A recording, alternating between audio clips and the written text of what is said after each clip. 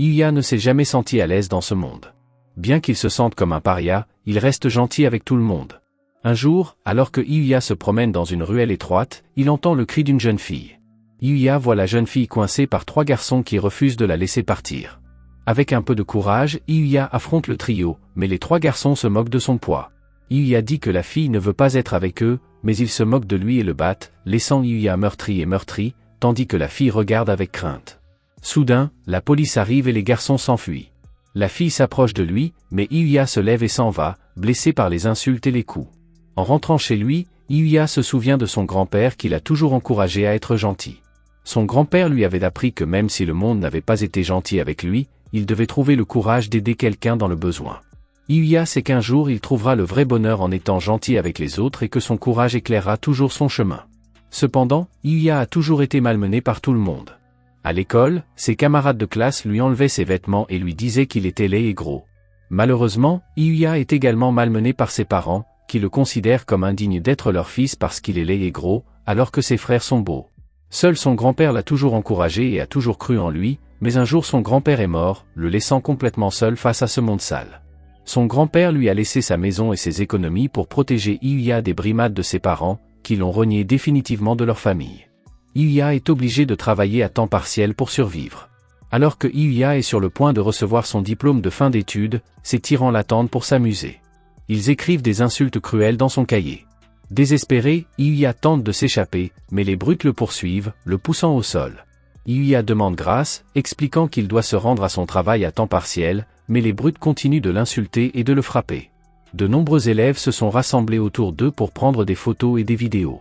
C'est dégoûtant. Après avoir survécu aux brimades, Yuya arrive à son travail, mais il apprend qu'il a été licencié pour être arrivé en retard. Yuya rentre chez lui et ne peut se payer que des nouilles instantanées pour le dîner. Yuya essaie d'être fort, mais lorsqu'il se regarde dans le miroir, il se rend compte que toutes ces conneries vont durer éternellement.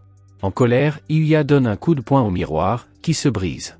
Yuya frappe aussi le mur, mais soudain le mur se déplace, révélant une porte secrète. Yuya voit des souvenirs des voyages de son grand-père bien-aimé à travers le monde. Il découvre également une autre porte mystérieuse dans la pièce, découvrant une sorte de cabane. Soudain, un écran apparaît devant lui. Confus, il retourne dans la pièce précédente et, alors qu'il examine la porte, plusieurs autres fenêtres apparaissent soudain, notamment les fonctions du menu, la conversion monétaire et la fenêtre de transfert et d'entrée. Il découvre alors que toutes ces statistiques n'ont qu'un seul point. Après avoir lu plus d'informations, il découvre qu'il peut attribuer des points et utiliser une boîte pour les stocker. Cependant, Yuya ne sait toujours pas où il se trouve, alors il ouvre la fenêtre de la pièce. Yuya se rend compte qu'il se trouve dans une forêt, dans un monde complètement nouveau. En regardant autour de lui, Yuya voit une lettre posée sur la table, mais il ne comprend pas dans quelle langue elle est écrite.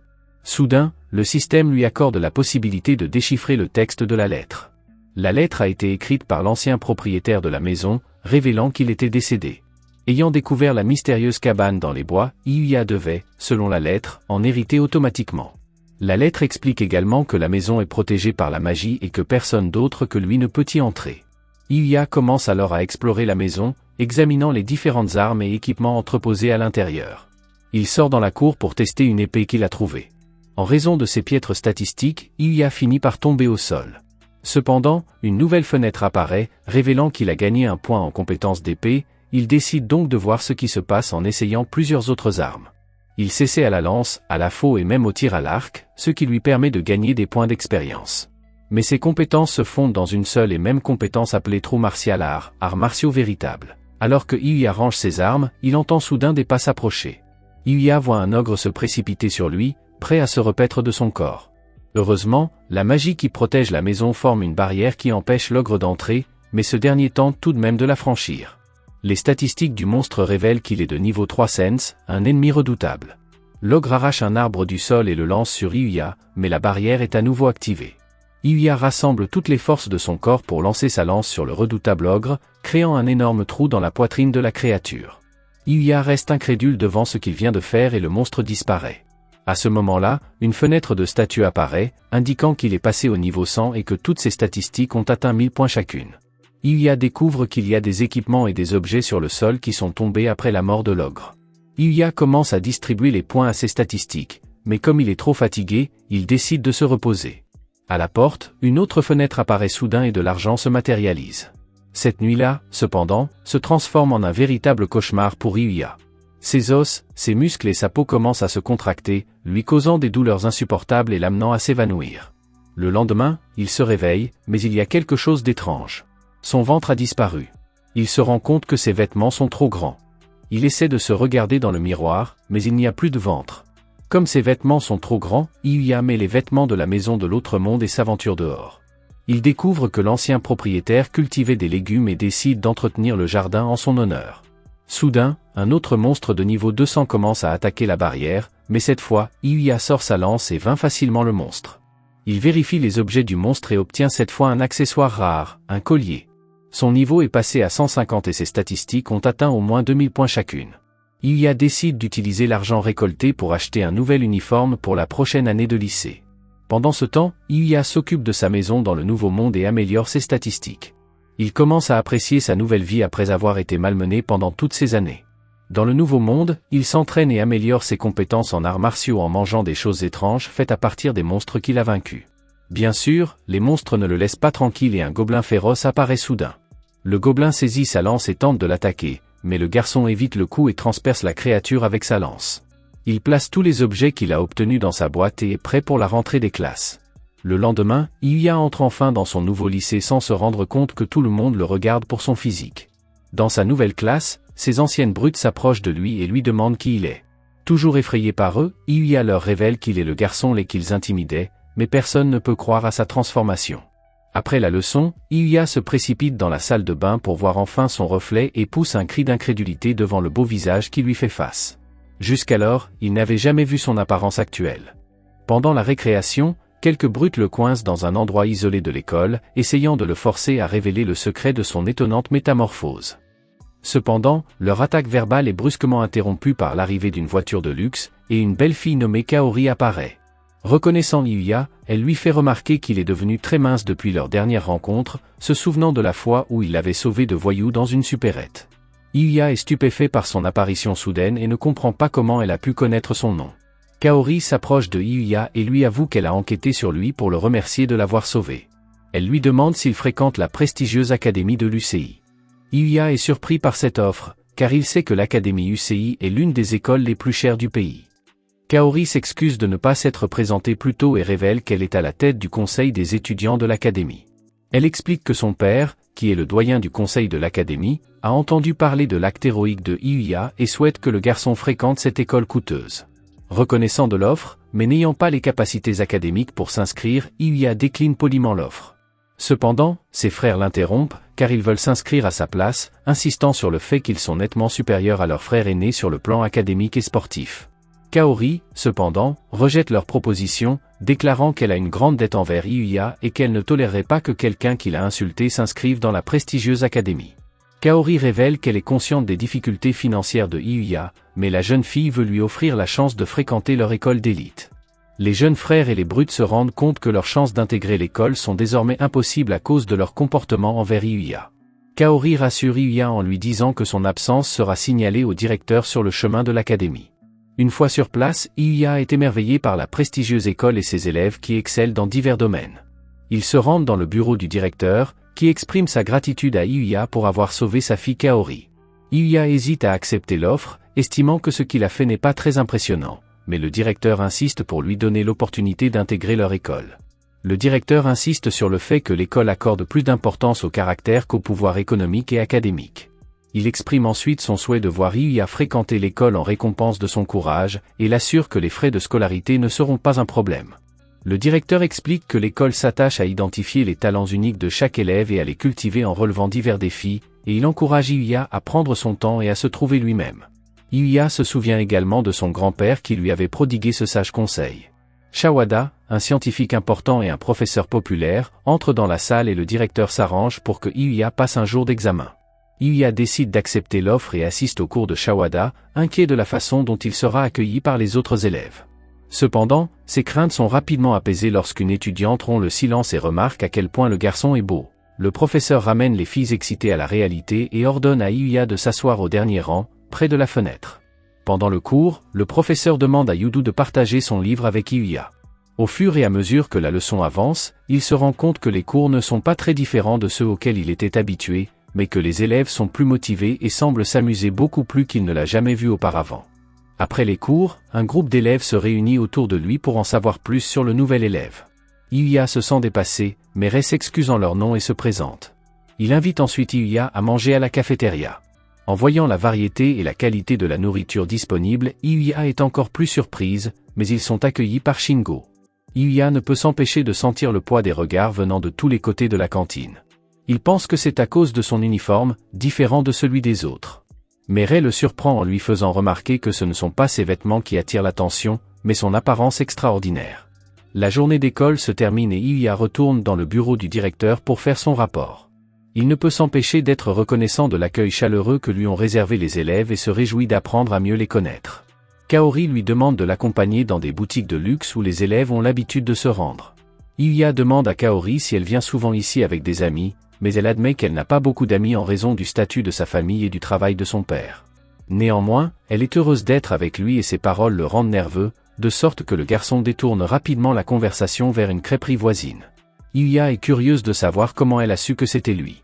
Malgré la transformation, Kaori dit que ses yeux sont restés les mêmes, révélant sa nature honnête et gentille. Yuya rougit et s'adresse à elle de manière formelle, mais Kaori est déçue car elle pensait qu'ils étaient devenus de bonnes amies depuis, et elle veut donc qu'il l'appelle par son nom. Alors qu'ils mangent en s'amusant, les filles autour d'eux les regardent et commentent à quel point ils sont mignons. Après leur petit rendez-vous, Yuya rentre chez lui et enfile sa nouvelle armure, prêt à plonger dans le monde fantastique. Yuya veut profiter du temps qu'il lui reste avant la fin des procédures d'inscription. Il décide donc de passer un peu de temps à monter en niveau dans le monde fantastique. Il franchit la porte et découvre un monstre qui tente de franchir la barrière. Bien qu'effrayé, il attaque rapidement et vainc la créature. Il vérifie son niveau, qui est de 235. Il remarque qu'il monte en niveau plus lentement ces derniers temps et se rend compte qu'il ne progressera pas s'il reste confiné à l'intérieur. En regardant la forêt, il sait que de puissants monstres se cachent au-delà de la barrière. Perdu dans ses pensées, Yuya est ramené à la réalité par un cri. Sans hésiter, il saisit sa lance et court dans la forêt pour enquêter. En chemin, il trouve des corps sans vie éparpillés sur le sol, et devant lui, un gobelin de niveau 200. À sa grande surprise, il aperçoit également une jeune fille humaine effrayée. Yuya lance une attaque sur le gobelin, que la créature dévie facilement, mais laisse le monstre vulnérable à un coup de pied au visage, qui le fait vaciller. La femme l'avertit d'une attaque par derrière. Après avoir esquivé l'attaque, Yuya parvient à abattre le gobelin d'un rapide coup d'épée. Il se précipite sur la jeune fille, qui tombe au sol, inconsciente. Soudain, une voix prononce le nom de Lexia, et Yuya utilise sa capacité d'invisibilité pour disparaître, tandis que les soldats se précipitent à l'aide de la jeune fille et confirment qu'elle respire encore. De retour chez lui, Yuya ne peut s'empêcher de visiter le monde fantastique où il a récemment vaincu le puissant gobelin et sauvé une jeune fille en détresse. À son grand étonnement, il découvre que le monde est peuplé d'êtres humains et que ses actes héroïques ne sont pas passés inaperçus. Yuya ne cesse de penser à la jeune femme qu'il a sauvée et se demande si elle va bien. Bien que le système l'ait prévenu que ses vêtements ne se saliraient jamais, il décide tout de même d'en acheter de nouveaux avec l'argent qu'il a gagné. Alors qu'il se promène dans le centre commercial local, il ne peut s'empêcher de remarquer que des femmes le regardent et font des commentaires sur son apparence. Pendant ce temps, dans une autre partie du centre commercial, le photographe de mode Hikaru est de plus en plus frustré par le manager de Shu, car la star n'est pas encore arrivée, ce qui entraîne des retards dans la production. Le manager ne peut que s'excuser au nom de Shu, car il n'arrive pas à le contacter.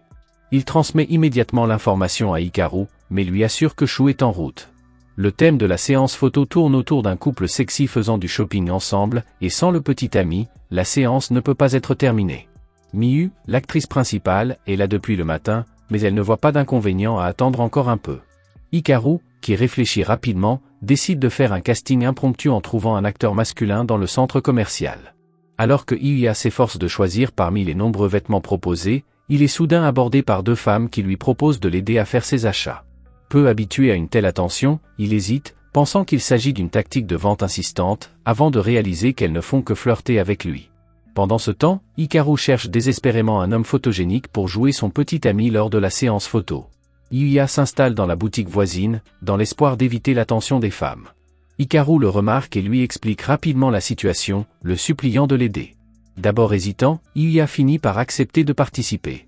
Pendant le tournage, Yuya et Miyu enfilent diverses tenues et se livrent à différentes activités de couple, sous le regard enthousiaste des autres femmes. Miyu remarque la nervosité du nouveau venu et tente de le réconforter, le faisant rougir de sa gentillesse. Inspirée par elle, Yuya essaie de devenir plus confiante pour éviter de devenir un fardeau. Miyu retourne prendre d'autres photos, mais Yuya s'agite à nouveau lorsqu'elle s'approche un peu trop près. Entre-temps, une foule de femmes s'est formée dans le centre commercial, fascinées par la séance photo. Pendant ce temps, Lexi regarde par la fenêtre, se souvenant de Yuya avant de s'évanouir. Lexi explique qu'elle doit retrouver l'inconnu qui l'a sauvée. Les gardes sont étonnés de sa déclaration, car ils l'ont déjà informé que les humains ne peuvent pas survivre dans cette région. Cependant, en tant que membre de la famille royale, Lexia estime qu'il est de son devoir d'exprimer sa gratitude à la personne qui lui a sauvé la vie. Alors qu'ils partent en mission, les gardes se demandent d'où Lexia a hérité son esprit audacieux. Pendant ce temps, dans le monde réel, la foule des acheteurs est toujours rassemblée. Pendant une pause, l'une des assistantes leur apporte un verre. Miyu en profite pour s'excuser auprès de Yuya de l'avoir dérangé. Il s'étouffe avec son verre, ce qui amuse Miyu. Bien qu'elle lui offre son mouchoir pour s'essuyer, il est trop timide pour l'accepter. Yuya exprime sa nouvelle appréciation de l'industrie du mannequinat et du travail en coulisses qui passe souvent inaperçu.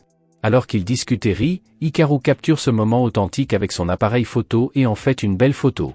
Cependant, leur moment est bientôt interrompu par l'arrivée de Shu, dont l'attitude grossière sape immédiatement l'atmosphère. L'expression de Miyu change et les chuchotements de la foule commencent à s'intensifier, sentant une certaine tension dans l'air. Malgré l'excitation, Yuya reste calme, observant la situation de loin. Lorsque la foule confirme l'arrivée de leur star, Shu, il fait frémir toutes les femmes en les saluant. Yuya remarque à quel point Shu est beau, mais aussi à quel point Miyu est mal à l'aise face à ses avances. Poliment, Yuya appelle Shu pour attirer son attention, mais il est ignoré. Yuya devient de plus en plus énergique dans ses appels, ce qui provoque la réaction agacée de Shu. Yuya fait remarquer qu'il ne pense pas que Miyu approuve son comportement. Soudain, Shu recule pour frapper Yuya, mais dans sa précipitation, il manque le mouchoir sous son pied et glisse. Yuya utilise son habileté pour projeter Shu au sol d'un seul coup, l'assommant. Tout le monde est choqué et reste bouche bée pendant un court instant. Yuya est surpris par ses propres actions, mais remarque que ses mouvements ont été plus rapides qu'il ne l'avait prévu. À sa grande surprise, les filles se mettent à crier leur admiration et à l'appeler « cool ». Elles changent leur amour de Shu à Yuya. Hikaru s'assure d'avoir filmé tout l'événement et le manager de Shu le suit à l'extérieur. Miyu remercie Yuya de l'avoir sauvé. Hikaru dit que cet incident pourrait sonner le glas de Shu. Comme il l'a déjà dit, son comportement a toujours été insatisfaisant et maintenant il ne pourra plus travailler. Le photographe propose à Yuya un contrat de mannequinat prometteur. Yuya refuse poliment, disant qu'il lui reste encore beaucoup de progrès à faire sur le plan personnel. À la fin de la journée de travail, Hikaru récompense Yuya en lui offrant des vêtements haut de gamme, car leur agence interdit de payer les amateurs avec de l'argent. Yuya accepte le cadeau et prend congé, tandis que Miyu exprime son souhait de travailler à nouveau avec lui. Sur le chemin du retour, Miyu revoit les photos prises ce jour-là et commence à rougir en pensant à Yuya. Hikaru s'en aperçoit et la taquine, ce qui la met mal à l'aise. Pendant ce temps, dans le royaume fantastique, l'expédition de Lexi dans un territoire plus sombre a pris une tournure négative car ils sont pris en embuscade par un groupe de gobelins. Owen envisage de battre en retraite, mais leur petit nombre rend la chose impossible. Ils sont loin de se douter qu'un gobelin est sur le point d'attaquer la princesse. Heureusement, Yuya intervient à nouveau pour l'aider. Les gobelins restants le regardent, incrédules, tandis qu'il les élimine avec facilité. Le cœur de Lexi s'emballe, car elle sait que Yuya va sauver la situation. Yuya se précipite immédiatement vers les soldats blessés et leur donne des potions de soins. Owen, quant à lui, regarde la scène avec perplexité, se demandant qui est cet étranger. La princesse intervient et se précipite vers Yuya pour lui demander de l'épouser. Tout le monde la regarde avec stupéfaction et pousse des cris d'incrédulité. Pendant ce temps, l'industrie du mannequinat remarque le talent de Yuya. Après avoir examiné les photos, certains dirigeants engagent des détectives privés pour retrouver Yuya. Owen lui fait part de ses inquiétudes, lui rappelant sa position de princesse et le peu de connaissances qu'ils ont de Yuya. Malgré les objections d'Owen, Lexia insiste sur le fait qu'elle est amoureuse du mystérieux garçon. Yuya les avertit des dangers de la forêt et les invite chez lui. À leur grande surprise, la maison de Yuya est située au cœur de la forêt. Owen se présente comme le capitaine des chevaliers d'Arcelia, et Lexia comme la première princesse d'Arcelia, deuxième dans l'ordre de succession au trône. Yuya se présente, mais Lexia et Owen trouvent son nom étrange et supposent qu'il vient peut-être d'un autre pays, ce qui amène Lexia à l'imaginer comme un roi d'un pays étranger. Owen avoue qu'il recherche Yuya depuis le jour où il a sauvé Lexia des gobelins. Lexia exprime sa gratitude et révèle qu'elle pense à lui depuis lors, lui demandant de l'épouser à nouveau. Yuya est déconcerté par cette soudaine demande en mariage, et Lexia doute que l'amour puisse être aussi simple. Lexia réfléchit au roman d'amour qu'elle a lu et se rend compte que ce sont souvent les obstacles qui rendent les histoires d'amour intéressantes.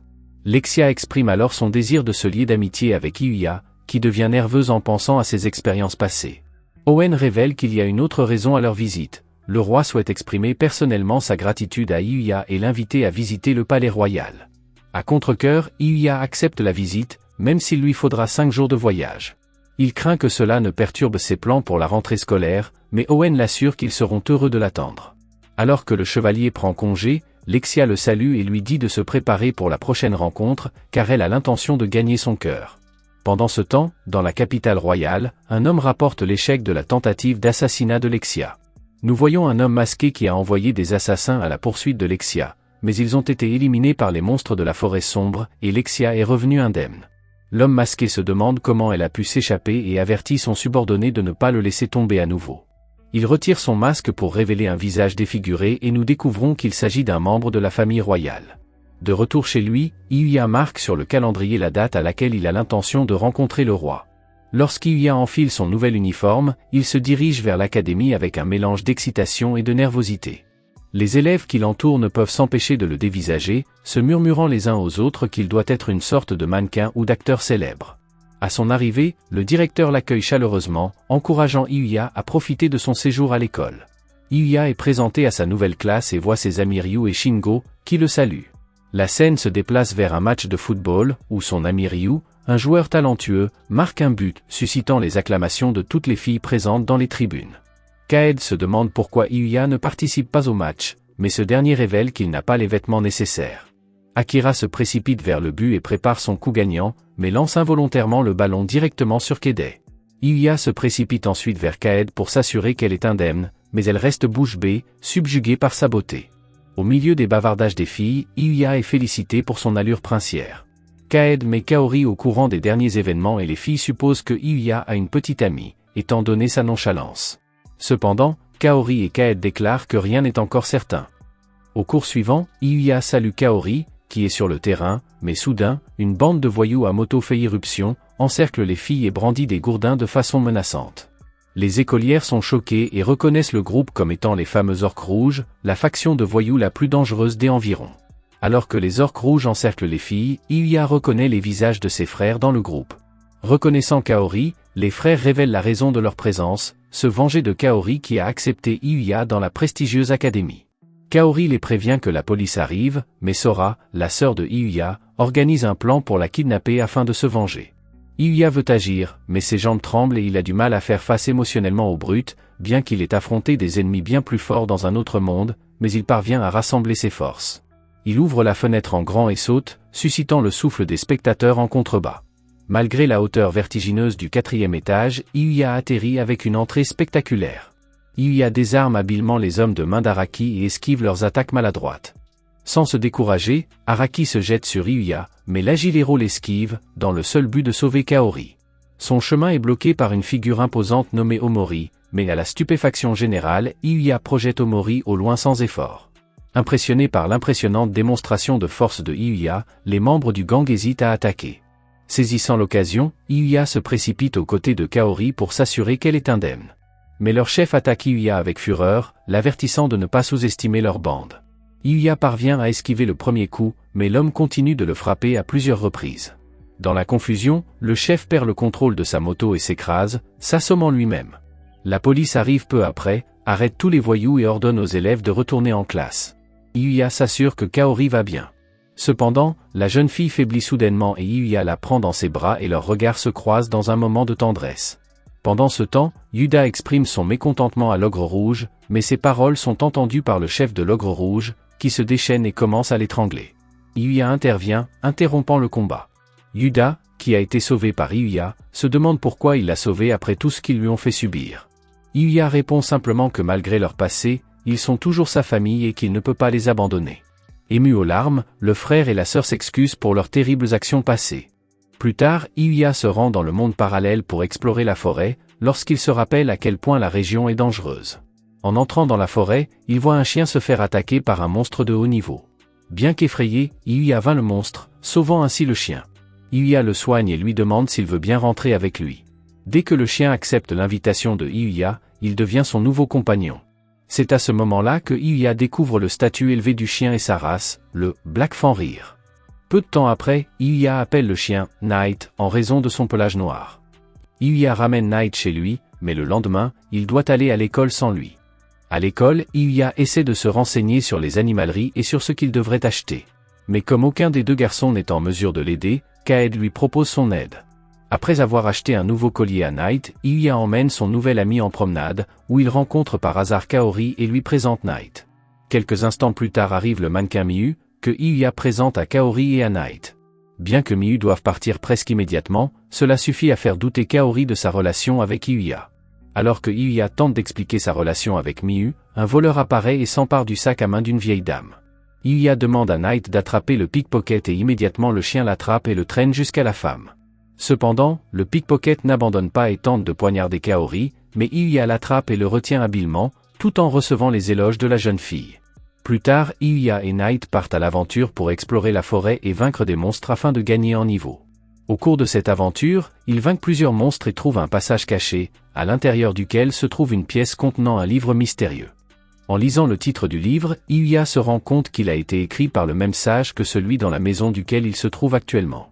En poursuivant sa lecture, il confirme ses soupçons, le sage maîtrisait un large éventail de compétences, notamment la magie, les arts martiaux, la cuisine et le chant. Le sage avait même pénétré de son vivant dans le royaume des dieux, mais avait décliné l'invitation à les rejoindre. Dans ses écrits, le sage dit que Hyuya possède une force encore plus grande que ce qu'il sait et l'avertit qu'un jour, d'autres pourraient avoir peur de son pouvoir. Hyuya se demande comment empêcher les gens d'avoir peur de sa force. Le sage lui répond qu'il doit établir des relations humaines basées sur la confiance. Le livre explique que ces relations peuvent être nouées avec des amis, des partenaires romantiques ou des parents, des personnes qui l'auraient soutenu même face à ses vulnérabilités. L'essai propose également à Hyuya de partager ses connaissances sur un sujet, et il choisit la magie. Les livres se mettent soudain à briller, ce qui surprend Hyuya. Le sage dit alors à Hyuya qu'il a rempli le livre de tout ce dont il aura besoin en matière de magie.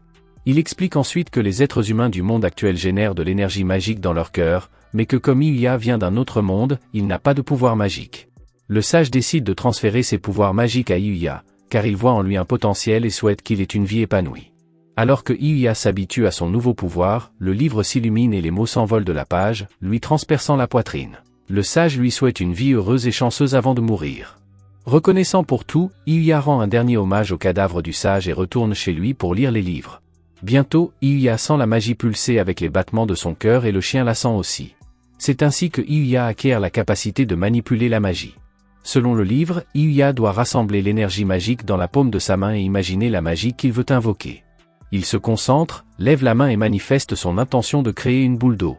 Incroyablement, ça marche. Night y parvient également, et tous deux lancent leur boule d'eau sur un arbre voisin, détruisant également les autres arbres situés derrière lui. Pendant ce temps, Owen a une audience avec le roi. Owen informe le roi qu'il a remis le message à Hyuya, mais révèle accidentellement que Lexia a demandé à Hyuya de l'épouser. Le roi se déchaîne et détruit les statues de la salle du trône. Pendant ce temps, Hyuya est retourné dans le monde des humains et va à l'école. Lors de l'appel, le professeur annonce une prochaine session d'études hors campus, ce qui surprend Hyuya. Les élèves seront divisés en équipes de 4, puis commenceront à retrouver leurs camarades de classe. Kaed est heureuse d'être dans le même groupe que Hyuya. Akira rejoint également l'équipe et commence à montrer ses talents. Mais Rin l'interrompt et se présente officiellement. Après avoir rencontré Hyuya, Rin comprend pourquoi toutes les filles sont attirées par lui. Hyuya est un peu inquiet car il n'a pas de sac à dos pour aller camper, mais il se souvient que son grand-père voyageait souvent et qu'il pourrait en avoir un de rechange. Kaed suggère qu'ils fassent du shopping ensemble et ils décident de se retrouver au centre commercial après l'école. Tout le monde est surpris de voir Kaori se joindre à eux. Les garçons sont un peu intimidés par elle parce qu'elle est trop séduisante. Ensemble, ils se rendent au magasin pour trouver un sac de camping adapté à Hyuya. Kaori l'aide à choisir le sac parfait et ils sont tous d'accord pour dire qu'il lui convient. Peu après, ils se rendent dans une salle de jeu pour s'amuser. Soudain, une machine de la salle d'arcade a un fil cassé et commence à produire des étincelles. L'alarme incendie se déclenche et les garçons réalisent ce qui se passe. L'un des employés du centre commercial tente d'accélérer l'évacuation, tandis que Hyuya leur dit qu'ils doivent monter à l'étage parce que 3 de leurs amis s'y trouvent. Ryo reçoit un appel de Kaed lui annonçant qu'ils n'ont pas réussi à s'échapper. Après avoir appris cela, Hyuya se dirige vers les étages supérieurs. Yuya pense au visage heureux des filles pendant tout le temps qu'ils ont passé ensemble et est déterminé à les protéger. Il arrive à l'étage où le feu s'est déclaré et la situation est grave car les extincteurs automatiques ne fonctionnent pas. Yuya pense qu'il n'a pas d'autre choix que d'utiliser la magie. Yuya utilise sa magie pour créer un bouclier d'eau autour de lui, avant de courir à travers les flammes pour atteindre les filles qui gisent inconscientes. Kaori aperçoit Yuya avant de perdre connaissance. Grâce à ses talents de pisteur, Yuya vérifie qu'il n'y a pas d'autres personnes coincées dans le bâtiment. Il recouvre les 3 filles de sa magie d'eau et s'apprête à fuir, mais le feu prend de l'ampleur et il craint que sa magie ne tienne pas. Pendant ce temps, les pompiers arrivent sur les lieux pour éteindre le feu. Yuya cherche une sortie, mais constate que toutes les portes sont bloquées par le feu. Les étages supérieurs commencent à s'effondrer et un plafond s'écroule sur eux.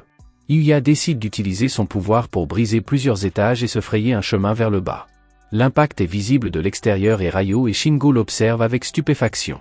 Lorsque la poussière retombe, les pompiers confirment que Yuya et les filles sont en sécurité au premier étage.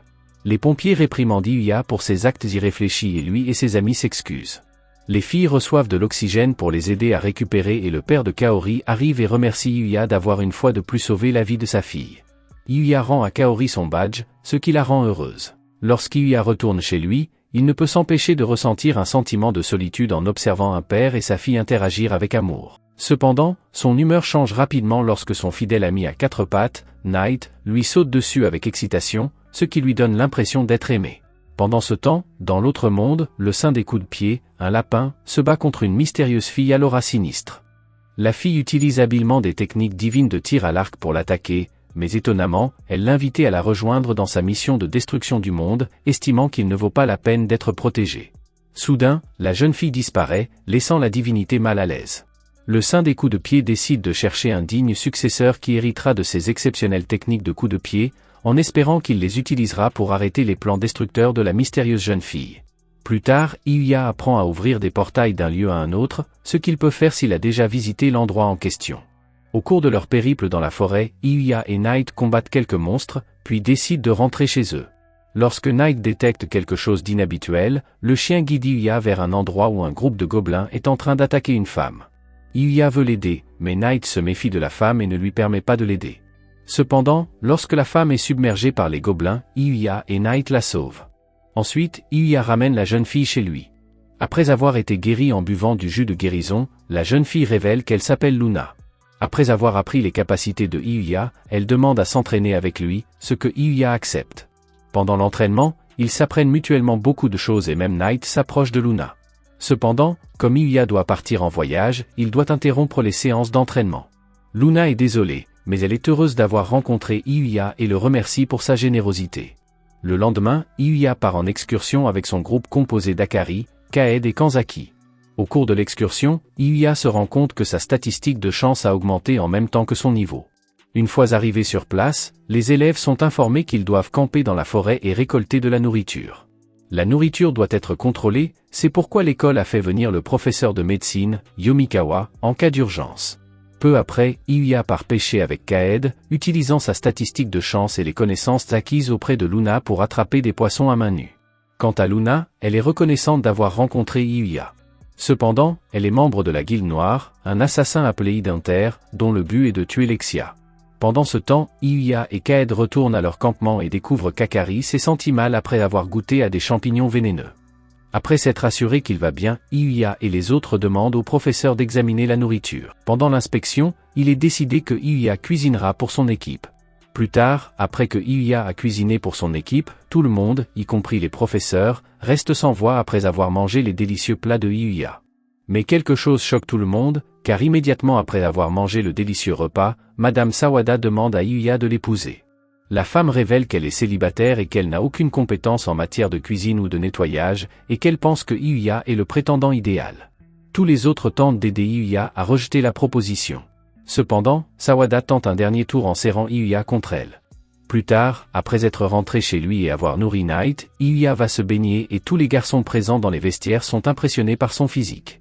Pendant ce temps, dans les vestiaires des filles, Kaed et Rin racontent à Kaori l'incident entre Yuya et Mademoiselle Sawada, ce qui rend Kaori peu sûre d'elle. Le lendemain, quand tout le monde se réveille, les choses ont été chamboulées, mais ils doivent aller prendre leur petit déjeuner, tout comme le groupe de Yuya. Pendant la recherche, ils tombent sur un ours et s'échappent avec l'aide de Sawada. Mais le professeur trébuche et tombe. Heureusement, Iuya vient à son secours, combat l'ours et le vainc. Alors que tout le monde essaie de comprendre la situation, Kaori arrive et informe tout le monde que l'ours était destiné à devenir un ours de garde dans l'une des installations de l'école. Plus tard, dans le monde Iske, Iuya se prépare à l'arrivée de Lexia en battant quelques monstres. Lorsque Lexia et ses hommes arrivent pour prendre Iuya et retourner au palais, ils sont attaqués par Knight.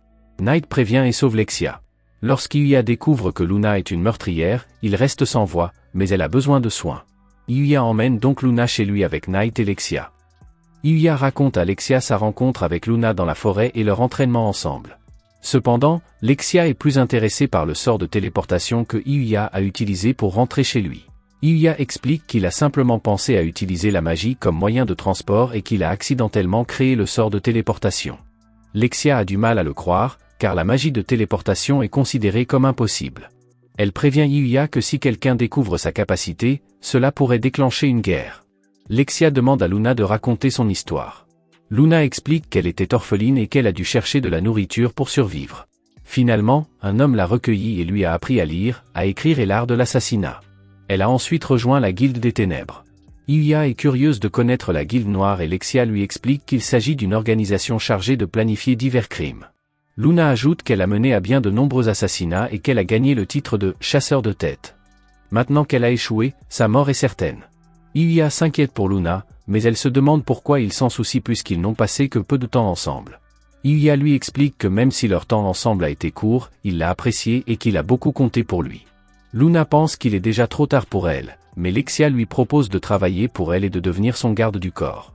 Luna est perplexe face à la proposition de Lexia, qui lui explique que puisque seul Iuya et elle sont au courant de la tentative d'assassinat, elles peuvent garder le secret. Luna n'a d'autre choix que d'accepter le travail. Pendant ce temps, Owen et ses soldats fuient les gobelins.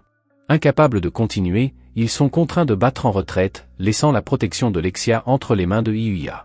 Luna explique alors que Iuya possède un objet de bain rare qui peut être utilisé n'importe où et qui aide à récupérer de la fatigue avec des bienfaits de beauté.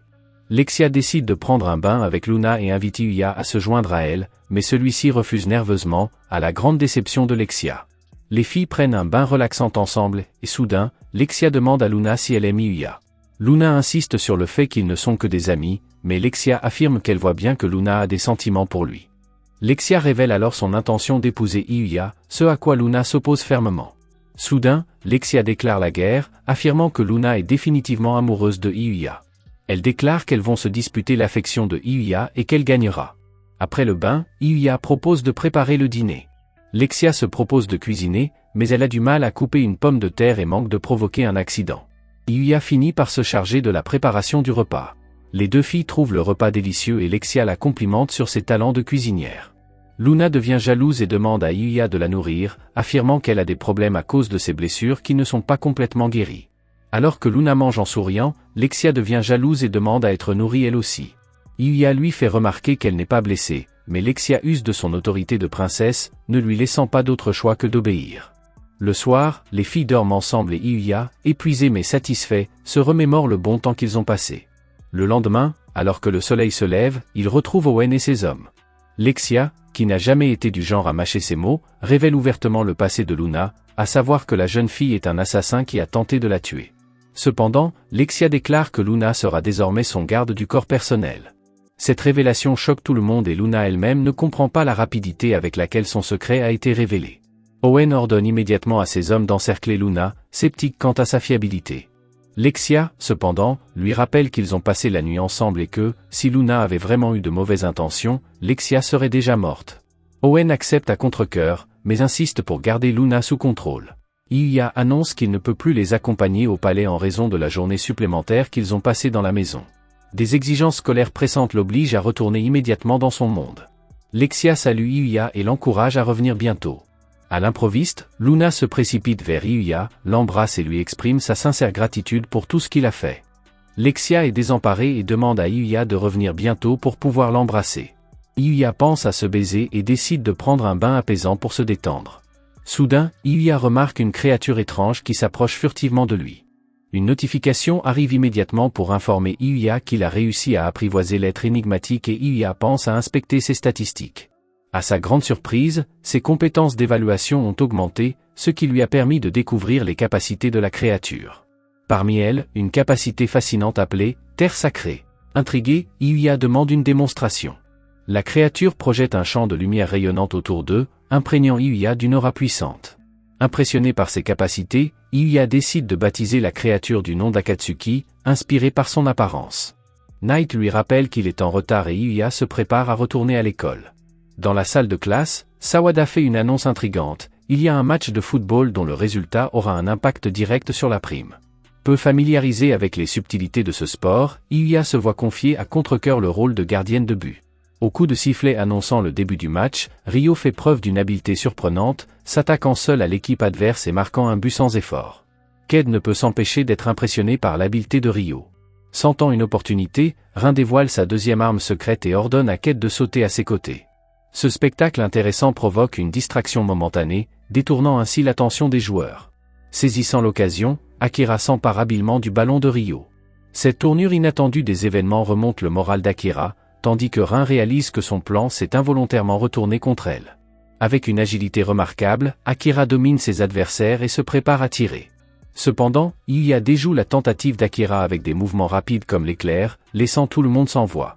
Réfléchissant à son prochain mouvement, Yuya demande conseil à Ryo, qui lui ordonne simplement de lancer la balle de toutes ses forces. Encouragé par ces paroles, Yuya lance le ballon avec une force incroyable, le faisant exploser dans le but de l'équipe adverse. Incertain d'avoir marqué un but, Yuya ne peut s'empêcher de s'interroger sur le résultat. Le président de l'agence de Miu propose à Yuya de travailler dans le show business. Cependant, Yuya refuse l'opportunité en raison des horaires de travail difficiles. Le président décide de photographier Yuya pendant qu'elle assiste à des matchs de football. Plus tard, alors que Yuya se trouve dans le monde Isuke avec Knight et Akatsuki, il est attaqué par un sanglier. Le voyant en danger, le saint des coups de pied décide de le sauver. Alors que Yuya est surpris de voir un lapin qui parle, le saint des coups de pied change immédiatement de sujet et lui demande de lui montrer ses coups de pied. En voyant leurs coups de pied, le saint des coups de pied voit le potentiel de Yuya et décide de l'entraîner à donner des coups de pied. Plus tard, il explique à Yuya qu'il a l'intention de faire de lui son successeur, capable de maintenir la paix dans le monde. Yuya refuse d'abord l'offre, mais après que le saint des coups de pied lui a demandé de lui enseigner la magie en retour, il accepte. Plus tard, les deux deviennent maîtres et apprentis l'un de l'autre. Après s'être entraînés l'un l'autre pendant un certain temps, Yuya apprend à connaître le système de pouvoir du monde Isuke. De plus, après avoir appris certaines des techniques enseignées par le saint du coup de pied, Yuya commence à se transformer en un être supérieur. Grâce à cette évolution, Yuya reçoit des statistiques améliorées, ce qui lui pose des problèmes dans tous les sports. Il réussit à gagner un match de tennis contre Kaori, après quoi il reçoit un baiser de cette dernière. Ailleurs, dans le monde fantastique, le saint des coups de pied affronte une mystérieuse fille, qui semble être maléfique et qui détient des informations détaillées sur le saint des coups de pied. Cependant, lorsqu'elle apprend que le lapin a réussi à apprendre la magie de Yuya, la fille décide d'éliminer Yuya en premier. Pendant ce temps, Kaori étudie avec Yuya chez lui. À l'approche des examens, ils décident d'étudier ensemble. Lorsque Kaori doit aller aux toilettes, elle découvre la porte du monde fantastique. Yuya révèle enfin son secret à Kaori et l'emmène jeter un coup d'œil. Yuya révèle comment il a gravi les échelons dans le monde imaginaire, ce qui lui a permis de prendre du muscle et de perdre de la graisse, devenant ainsi le playboy qu'il est aujourd'hui. Kaori veut explorer le monde, mais Yuya lui promet qu'ils le feront une autre fois. Il lui fait également promettre de ne révéler son secret à personne. Lorsque Lexia et Owen reviennent au palais royal avec Luna, cette dernière révèle au roi comment elle a tenté d'assassiner sa fille. Après avoir appris cela, le roi tente de la tuer. Lexia, cependant, révèle à son père qu'elle a nommé Luna comme garde du corps. Plus tard, alors que le roi parle à Owen, il apprend que Yuya a amené Lexia chez lui. Après avoir appris cela, le roi veut tuer Yuya pour avoir séduit sa fille innocente.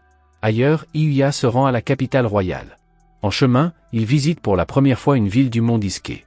Quelques instants plus tard, Yuya arrive au palais royal. Le roi profite de l'occasion pour réprimander Yuya d'avoir séduit sa fille sans même lui apporter de cadeau. Yuya, ne connaissant pas les coutumes de ce monde, offre à Lexia un futon qu'il a acheté au cours de son voyage. Cela rend le roi encore plus furieux, car dans leur monde, offrir un futon est le symbole d'une demande en mariage. Alors qu'ils s'apprêtent à attaquer Yuya, un groupe de sorciers les entoure. Heureusement, Yuya les bête immédiatement. Plus tard, alors qu'Owen enquête sur les effets personnels des agresseurs, il trouve l'écusson de Rhaegar von Marcellia, ce qui signifie que les agresseurs ont été envoyés par le demi-frère de Lexia. Apprenant que le royaume est en danger, Owen demande l'aide de Hyuya. Plus tard, Lexia propose à Hyuya de l'emmener visiter la capitale royale. Luna, cependant, jalouse, elle se joint à eux. Lorsqu'ils partent, Owen les rejoint de loin pour surveiller la princesse. Peu après, Hyuya remarque la guilde des aventuriers et souhaite devenir aventurier. Luna et lui rejoignent donc la guilde dans l'espoir de participer aux aventures. Lexia veut se joindre à eux, mais elle n'est pas assez forte pour devenir aventurière. Lors de l'inscription, Hyuya tente de minimiser ses capacités, mais un objet spécial permet à Emilia, la réceptionniste de la guilde, de se rendre compte que Hyuya est exceptionnellement forte. Peu après, une femme ivre nommée Glenna s'approche de Hyuya. Lexia et Luna parviennent à l'éloigner de Hyuya. Plus tard, alors que Hyuya et ses amis accomplissent une mission, Owen reçoit un message révélant l'emplacement de Rhaegar. Hyuya le rejoint et ils atteignent l'endroit où se trouve l'attaquant. Rhaegar les menace de tuer un homme, mais Hyuya, Knight et Akatsuki parviennent à l'arrêter. C'est à ce moment-là que la mystérieuse jeune fille qui possède les pouvoirs de l'Archi-Saint attaque le lieu. Elle travaillait avec Rhaegar, mais elle ne le considère plus comme nécessaire à sa mission. La jeune fille a menti à Rhaegar en lui disant qu'elle l'aiderait à devenir roi en échange d'une bonne position. En réalité, elle voulait utiliser la position de Rhaegar pour déclencher des guerres et tuer des gens. Alors qu'Owen tente d'empêcher la jeune fille de tuer Rhaegar, elle l'attaque avec une volée de flèches. Heureusement, Hyuya sauve tous les soldats grâce à son sort. Cependant, lorsqu'Owen tente de remercier Hyuya, il finit par révéler l'identité de Hyuya à la jeune fille. Bien qu'elle veuille combattre Hyuya, la jeune fille décide de battre en retraite et de blesser Owen pour faire diversion. Lors du procès de Rhaegar, les gardes retirent son masque pour révéler ses brûlures. Il s'avère que Rhaegar a été brûlé par la magie de Lexia. Bien que ses blessures soient guéries, le pouvoir magique l'a rendu fou, le forçant à se brûler davantage. En découvrant cela, Hyuya a décidé de soigner Rhaegar à l'aide d'une herbe spéciale. Après l'avoir appliquée, les blessures de Rhaegar disparaissent et tout le monde est choqué.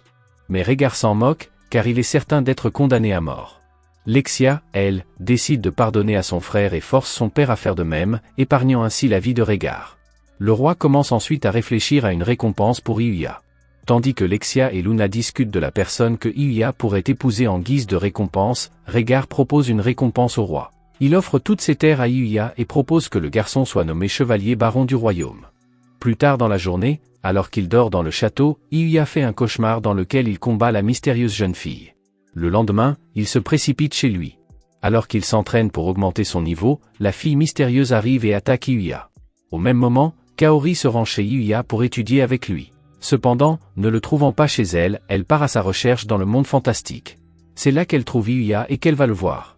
Pendant le combat, Hyuya traverse une période difficile lorsque Maître Usagi lui vient en aide. Il a enquêté sur la jeune fille et a découvert qu'elle s'appelle Yuti. La jeune fille est le successeur de l'Archi-Saint et elle veut se venger des humains qui ont causé la mort de son maître.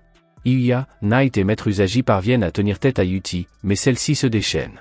Alors que tout semble perdu, Akatsuki arrive sous la forme d'un être sacré capable de s'opposer au pouvoir de la jeune fille, et Hyuya en profite pour vaincre Yuti. Après la victoire, Maître Usagi laisse Hyuya décider du sort de Yuti. C'est alors que Kaori se précipite vers Hyuya.